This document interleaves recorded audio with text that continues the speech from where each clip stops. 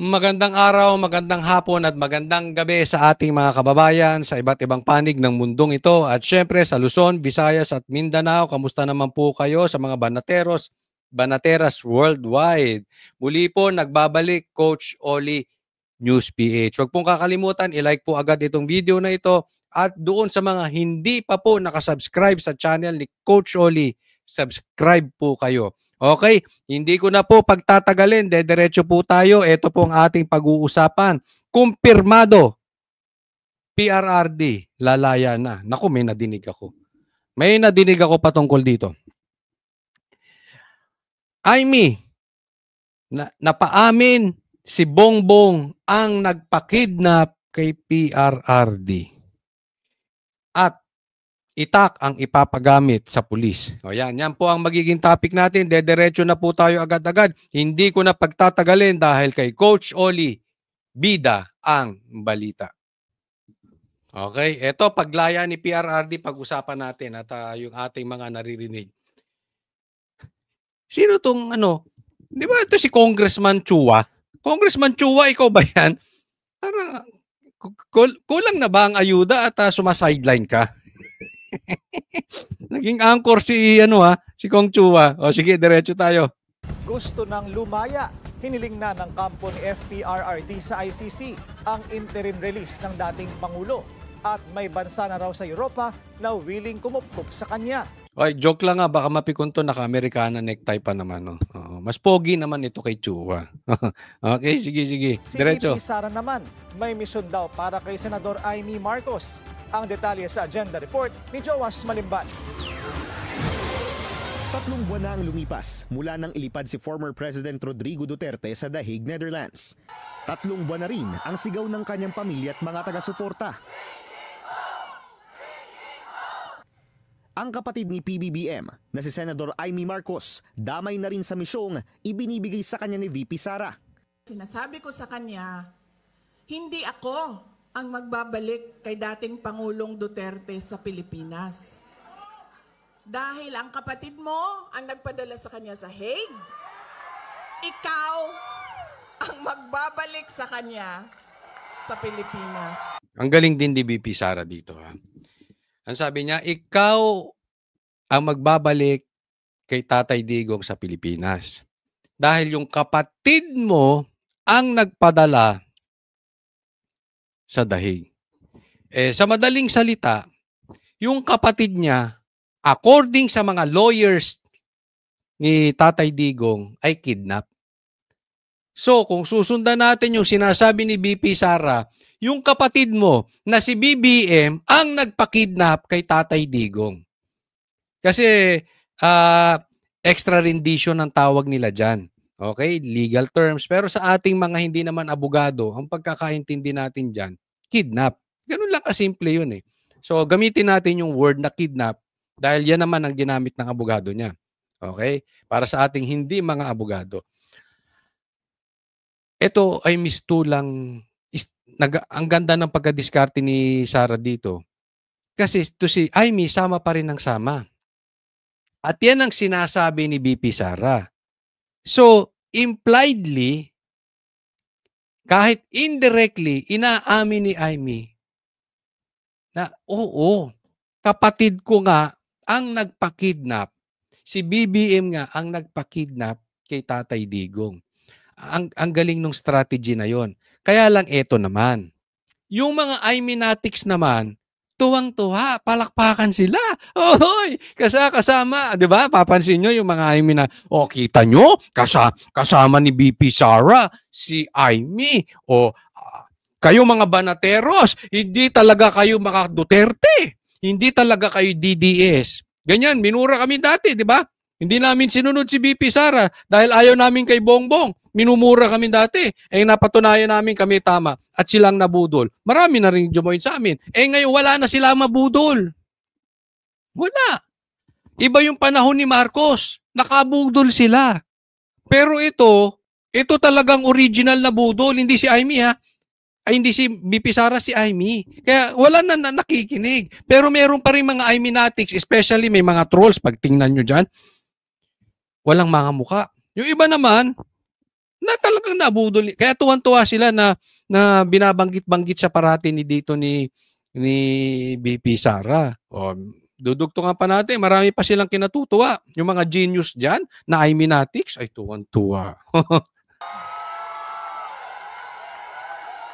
Kaya dala-dala ko yan siya kahit saan.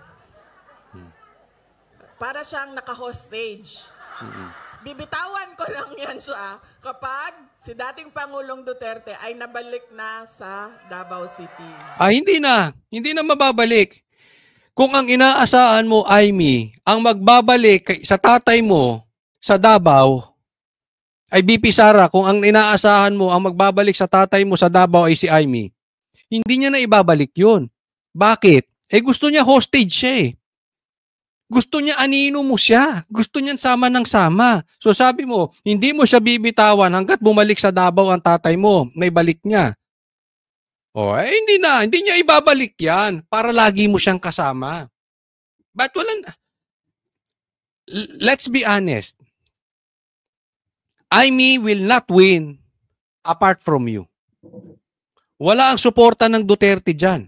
Not even your father. Kaya nga kung sasabihan nyo kami na hindi kami DDS barateros dahil hindi kami naniniwala kay BP Sara, dahil ayaw namin kay Aimee, ibig mong sabihin si Tatay Digong hindi DDS?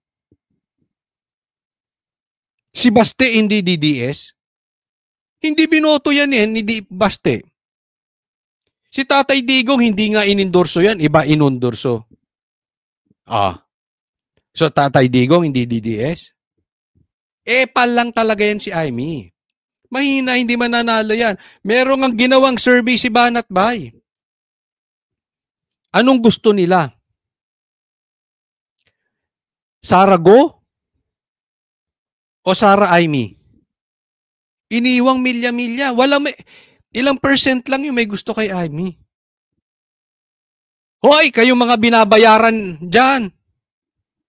Kayong mga Iminatics, galing-galingan nyo pag-promote, hindi tumataas si Aimee.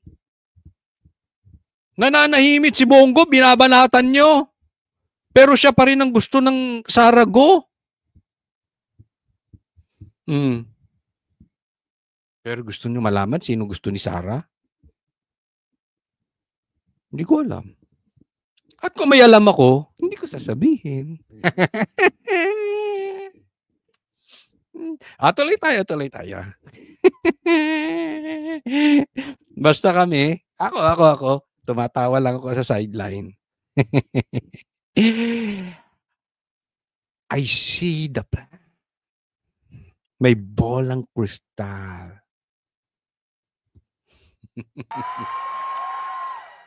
Opisyal nang nagsumite ng urgent request for interim release ang kampo ni FPRRD sa ICC.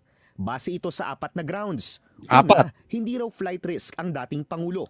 Hindi daw flight risk ang Pangulo. Hindi naman. Hindi tatakbo yan. Ang tanda-tanda na saan pupunta yan. Diba? Hindi yan basta biglang tatago. Hindi na makakatago si PRRD. At wala itong balak takasan ang kanyang kaso. Sinabi niya naman yan, di ba? Ilang beses. Haharapin niya ICC. Talaga namang hinarap niya. Ikalawa, hindi raw ilalagay ni Duterte ang investigasyon o sino mang sangkot dito sa kapanganiban. Alam mo, okay lang yung iba. Hindi niya mailalagay sa panganib. Nasa ibang bansa na nga si PRRD. Ikatlo, titigil na umano si Duterte sa paggawa ng krimen. Kahit daw sinabi niya sa isang Quadcom hearing noong 2024 na dodoblehin niya ang kanyang drug war kills kung muling mahalal bilang alkalde ng Davao City. Yan ang pag-uusapan natin. Inamin daw, according to Claire, inamin daw ni PRRD na may ginawa siyang krimen kasi titigil na ang krimen. Hindi po ang sinabi dyan, ang nilabas ng Philippine Star dyan, ay eto babasahin ko ha. The defense claimed that Duterte will not continue to commit crimes should his request for interim release is granted, saying he will be residing well outside the geographic scope of the alleged crimes, referring to the Philippines. Ulitin ko, of the alleged crimes. Okay? Ibig sabihin, yung ibinibintang na krimen. Hindi uulitin. Ibig sabihin, for the sake of discussion, yan, for the sake of etong aming hinihiling, walang krimeng mangyayari. Ganun po ibig sabihin nun, Claire. Ang huli, humanitarian grounds, lalo na't 80 years old na si FPRRD. Oo nga, yung iba nga 80 years old, pinapakawalan na eh.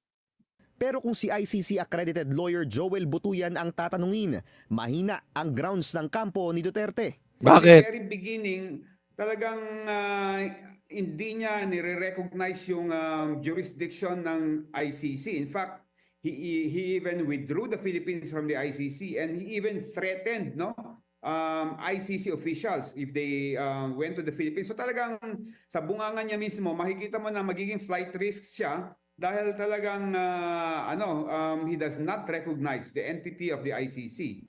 Ayan, naiintindihan ko sinasabi nito, okay?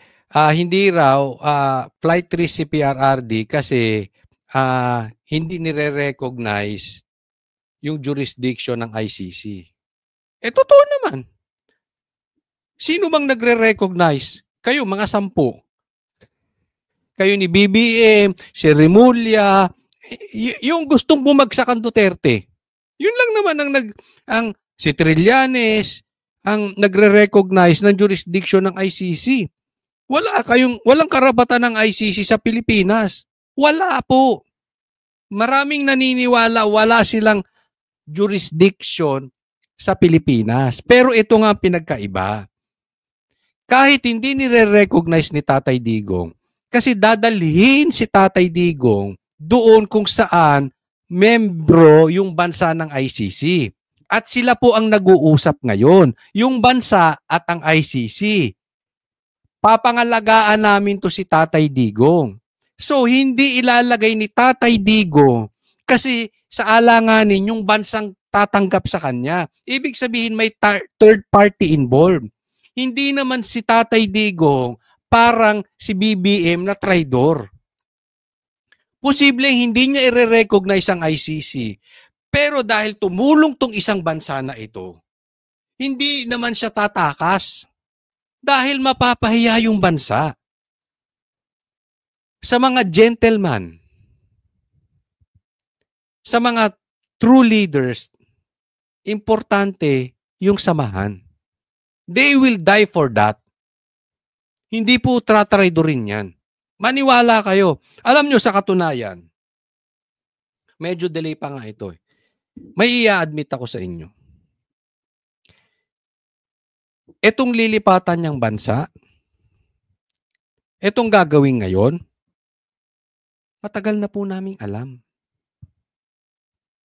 Hindi lang kami nagsasalita because ayaw naming malagay sa alanganin yung source namin. But honest to goodness, alam na namin. After the election, alam na namin ito. Bakit? Kasi basta. So, matagal na itong inayos at inaayos sa bansang yun. At nung nilabas nila, it means ayos na. Ako naniniwala, kumpirmado na ito. Ngayon, ayoko munang pangunahan. Okay? Kasi, baka sabihin, chismis vloggers vlogger ako, no? Ayaw natin ng ganun. Ayaw ng tatay namin, no? Huwag kayong maging chismis vlogger, ha? Dapat lagi kayong, sa komentaryo, argumento, sa facts kayo. Kaya hindi ako magpapalaki ng channel dahil sa chismis. Ayoko ng ganun. Ang sinasabi ko lang, alam namin to. Kasi sinabihan kami 6. Basta 6 ang kasama ko, sinabihan. Hindi ko na, 6 kami lahat, sinabihan. Kaya dyan nyo malalaman na ako at saka yung 5 pang sinabihan, hindi bida-bida. Hindi namin nilabas. Okay? So, hindi tatakas yan. Maniwala kayo. Ginagamit nyo lang yung sitwasyon na yan.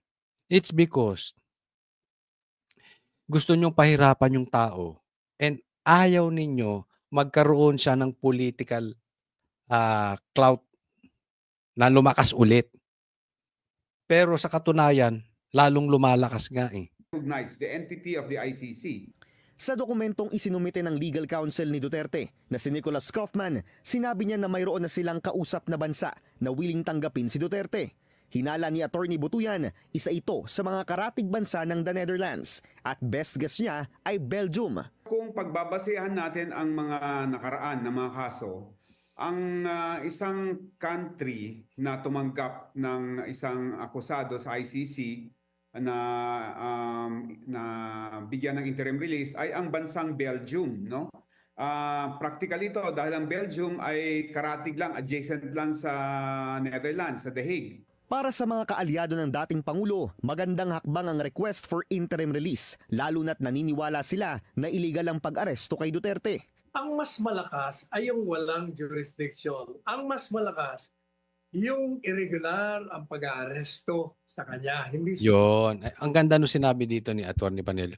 Hindi lang yung jurisdiction ang problema.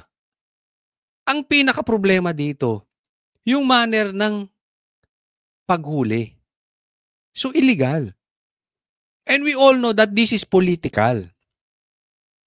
Kaya nga merong pang issue na ang US sa kanila at itong mga hurado ng ICC ay talagang idinimanda ng US na to si Trump. No? Pag ito ay talagang hindi nila inayos itong ICC, hindi nila inayos itong kaso ni Tatay Digong at sila ay nagpagamit sa politika sa Pilipinas, masisira sila dito. Masisira sila. sinunod ang batas ng Rome Statute, hindi rin sinunod ang batas ng Pilipinas. Pero para sa mga biktima ng madugong drug war ng dating Pangulo, kalbaryo sa pagkamit ng hustisya sakaling pansamantalang palayain si Duterte. Ngayon pa lang hirap na kaming maghanap nga ng mga witnesses. Paano kayo hindi mahihirapan ng maghanap ng mga witnesses? Wala naman talaga. Di ba? Kasi marami sa kanila hanggang ngayon takot dahil napakalakas ng mga Duterte hanggang ngayon. Kaya nilang patayin ang impeachment complaint.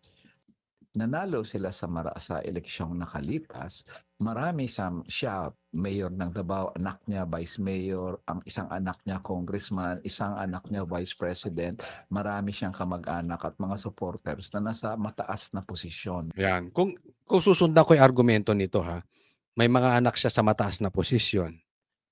Sa eleksyon nanalo ang marami na kaalyado ng Duterte. Sige, malakas pa rin sila. Nagdedelikado etong mga namatayan at saka yung mga witnesses, no? Baka delikado. Kaya nga, una, yung bansa nga, ang kikupkupin siya at nangangako siya na walang mangyayaring ganon. Pangalawa, ang layo niya sa Pilipinas. Don't tell us na ganyang kapangyarihan si Tatay Digong na kaya niyang gumawa ng krimen na nasa ibang bansa siya.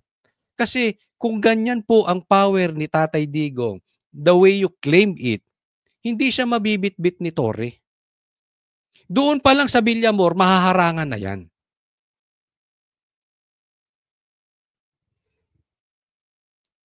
Kung walang planong harapin ni Tatay Digong ang ICC, hindi yan uuwi sa Hong Kong.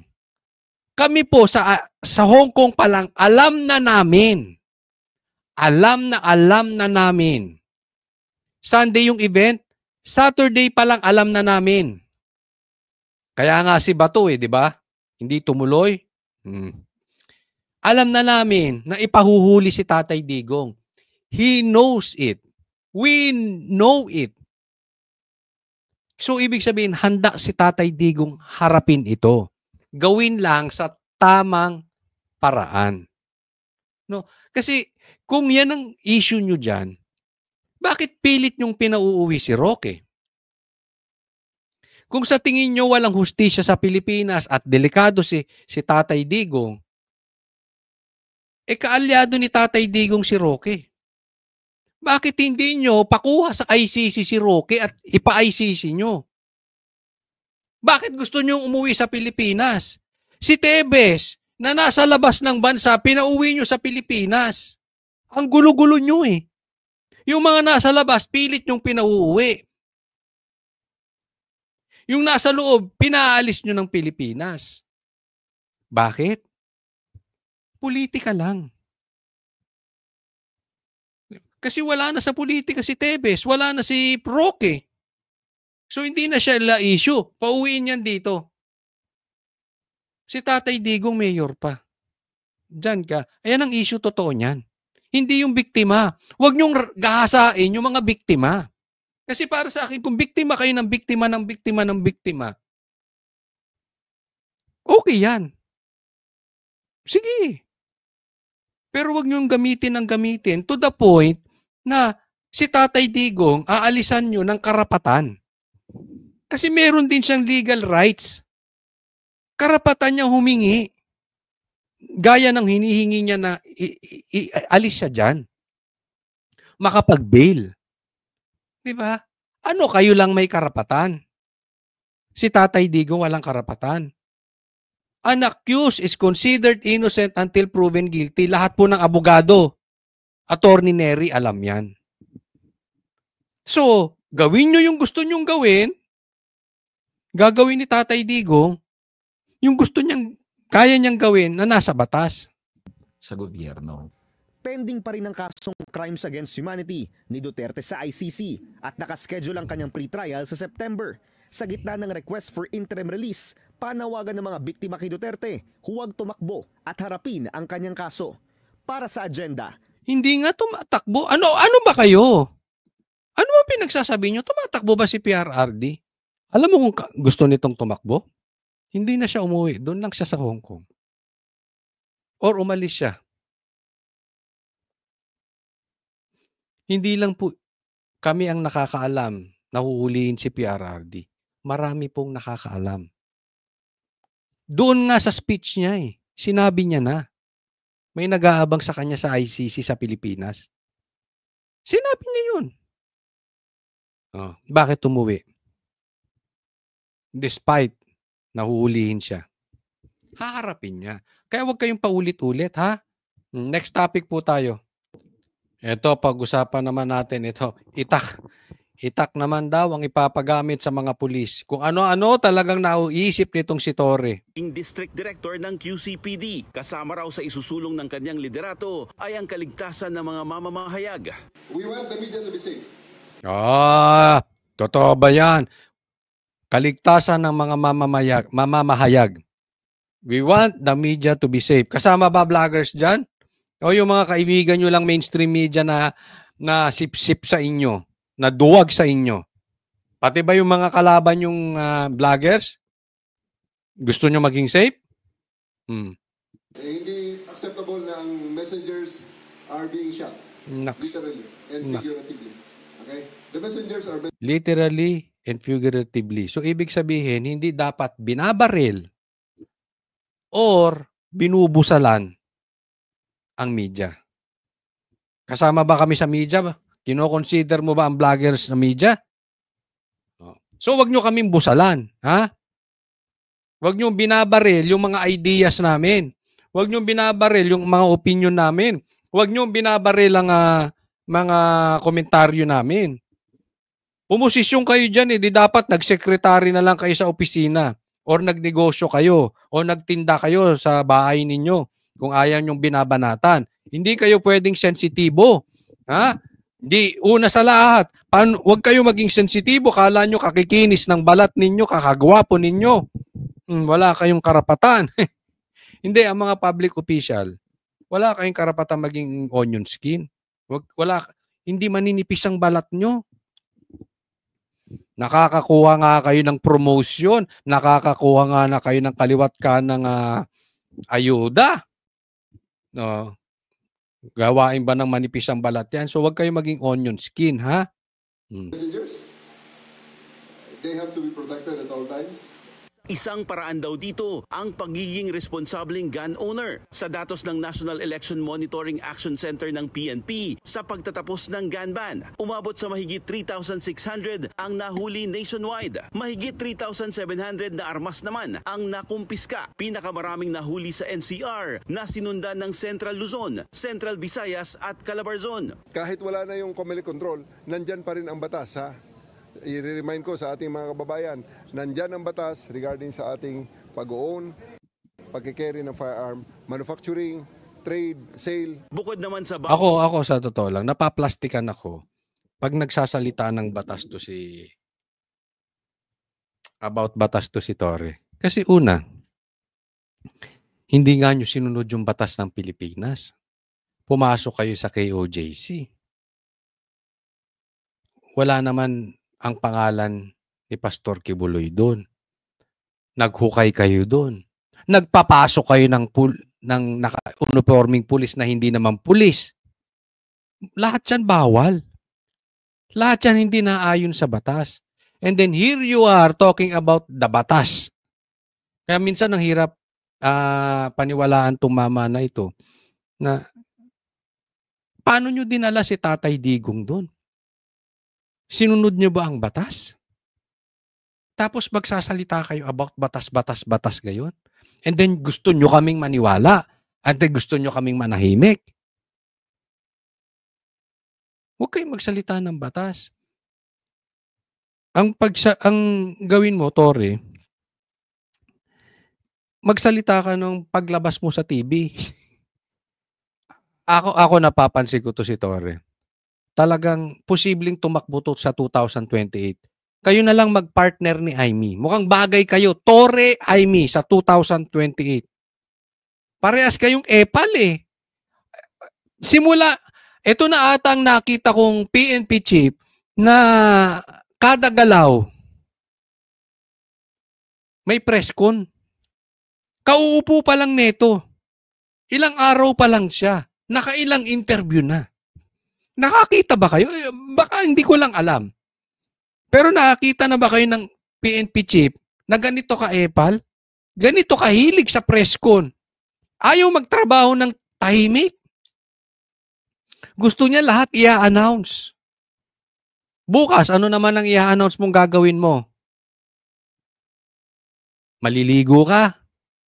Magja-jogging ka? Ano pa? Lahat na lang press con dito, press con doon. Bukod naman sa bawal na ang mataba at hindi fit sa kanilang hanay, dapat rin daw asintado ang mga pulis. Kita mo? Oh, bawal ang mataba. Dapat naman talaga. So, kailangan mong i-announce. Dapat fit. May dapat naman talaga. Pulis ka eh. Anong gusto nyo? Mas malakas pa yung mga hindi pulis? Kailangan niyang i-announce? Di ba dati na dapat ginagawa yan? Kailangan asintado? Dapat talaga. Pulis nga eh. Di ba dapat dati nang ginagawa yan? Kailangan mo na namang i-announce? Ay, nako. Titignan nyo, media shooter pa nakalagay oh. Epal talaga sa media eh, di ba?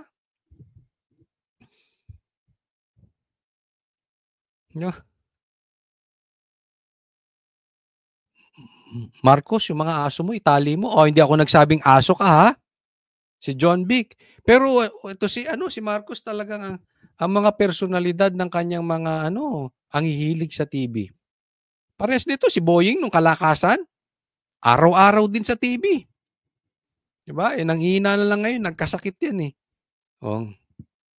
Total, magkamukha naman kayo. Parehas kayo mahilig sa TV. Alam nyo, ito ang last recourse and last tool na ginagamit ng ating na allowed na gamitin ng ating mga pulis. No? So, kailangan pag nag-final option na tayo, we have to be very, very sure of what we are doing aside from the fact na dapat alam natin ang batas na nagsusurround sa paggamit nito.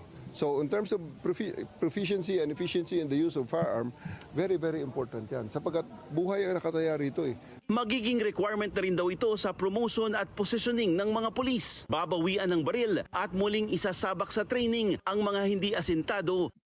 Yari kayo mga hindi asintado, no? Pero bigyan ko ng ano to, sana hindi na ginagamit yung gun ban pag election. Alam niyo, problema kasi, pag inalisan mo ng baril yung mga matitinong tao, pag nag-gun ban ka, ang pinahihirapan mo dyan, yung matitinong tao. Kasi wala namang kriminal. Walang gagawa ng kagaguhan na ang gagamiting baril ay lisensyado. Ang gagamitin yan yung mga ano. So, gumagamit nga sila ng baril na hindi lisensyado, may gun ban or walang gun ban, gagamitin nila yan. Ang naaapektuhan nyo, yung mga responsible gun owners. Pagka lagi kayong gun... Excuse me. Pagka lagi kayong gun ban ng gun ban. Na nasa serbisyo. Ako ay magpapaprocure na rin ng bolo sa ating R4 para ibigay natin, tanggalin natin ang baril nila. Palitan natin ng bolo. Eh, bolo man ang tawag. Eh, gawan na natin ng bolo. Oo. Itak na lang daw ang gagamitin, hindi na baril. Kung ano-ano naiisip nitong mama na ito. Seriously speaking, hindi acceptable na ang pulis ay hindi marunong gumamit ng baril. Ayon pa kay General Torre, hindi na raw kailangang hanapin ng publiko ang mga pulis sa presinto dahil nasa cellphone na sila. Just dial 911 and they will be there in 5 minutes or less. Alam mo, nagkaroon sila ng drama dyan, ano? Parang scripted eh. Nag-dial lang 911, nakarating daw agad. Makikita natin yan. Makikita natin yan if nangyayari sa totoong buhay. Kasi daw ang pulis, wala na sa presinto, nasa 911 na. Hindi ko alam kung tama ba yan, totoo ba yan, nangyayari ba sa totoong buhay yan, no? Pero hindi rin po pwede kasing walang tao sa presinto. Dahil syempre, kailangan pa rin ng police visibility. Hindi kung saan-saan sila nagpupunta, di ba? So, halimbawa, yung mga walang cellphone, halimbawa ay doon sa mga hindi naman techie, hindi naman po lahat kasi ng tao ay depende dyan. Paano kung low bat, di ba? Eh, maganda yung 911. Basta, totoo. Yun lang naman ang pupuntahin mo dyan. Gusto totoo. Baka mamaya, drawing lang yan. At the same time, kailangan meron din sa opisina. Para sa agenda, Francis. O ayan, wag pong kakalimutan ha. I-like po itong video na ito at maraming salamat po sa pagsubaybay nyo sa mga vlogs ko at sana mag-subscribe po kayo dito sa channel ko. Ako na naniniwala, sana sabihin nyo sa akin, kayo ba ay naniniwalang lalaya na si Tatay Digong?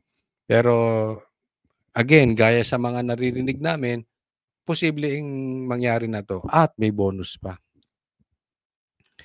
Hindi lang si Tatay Digong, meron pa. Saka ko na po i-announce. Malapit na rin. Maraming salamat po, Coach Oli. God bless everyone.